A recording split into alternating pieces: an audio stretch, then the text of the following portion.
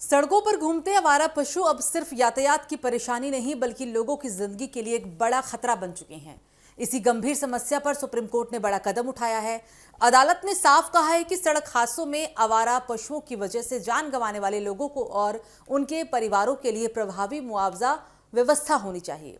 दरअसल supreme court ने केंद्र और राज्य सरकारों को निर्देश दिया कि वे आवारा पशुओं से होने वाली दुर्घटनाओं को रोकने के लिए ठोस नीति तैयार करें, साथ ही पीड़ित परिवारों को राहत देने के लिए एक बेहतर तंत्र विकसित किया जाए।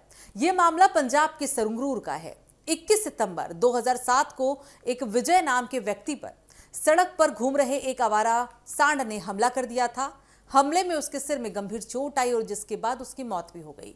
हादसे के बाद परिवार ने मुआवजे की मांग की, लेकिन लंबे समय तक मामला सुलझ नहीं पाया और इसके बाद विजय की पत्नी निशा ने पंजाब हाईकोर्ट का दरवाजा खटखटाया। हाईकोर्ट की एकल पीठ ने मोटर वाहन अधिनियम के सिद्धांतों के आधार पर करीब 29 लाख रुपए से ज्यादा मुआवजे का आदेश दे दिया था, लेकिन बाद में हाईकोर्ट की खंडपीठ ने इस फैसले को बदल दिया और कहा कि मुआवजे के लिए सिविल कोर्ट जाना चाहिए। अब सुप्रीम कोर्ट ने सुनवाई के दौरान कहा कि इतने लंबे समय बाद पीड़ित परिवार को दोबारा लंबी कानूनी प्रक्रिया में भेजना उचित नहीं होगा।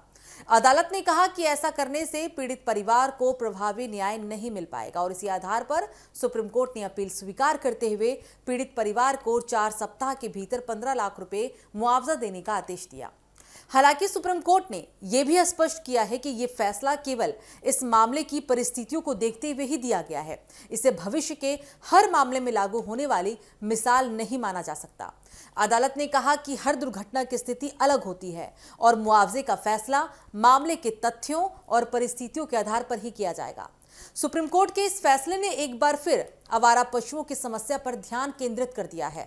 देश के कई हिस्सों में सड़क पर घूमते पशु आए दिन दुर्घटनाओं की वजह बनते हैं। खासकर हाईवे और व्यस्त सड़कों पर इनसे होने वाले हादसे गंभीर परिणाम लेकर आते हैं और ऐसे में अब सरकारों के सामने चुनौती सिर्फ हादसे के बाद मुआवजे देने की नहीं बल्कि हादसों को रोकने की भी होगी।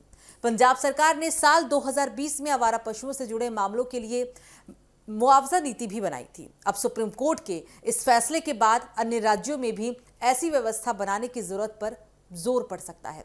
कुल मिलाकर सुप्रीम कोर्ट का यह फैसला उन परिवारों के लिए राहत की उम्मीद लेकर आया है जो आवारा पशुओं की वजह से हुए हादसों में अपनों को खो देते हैं।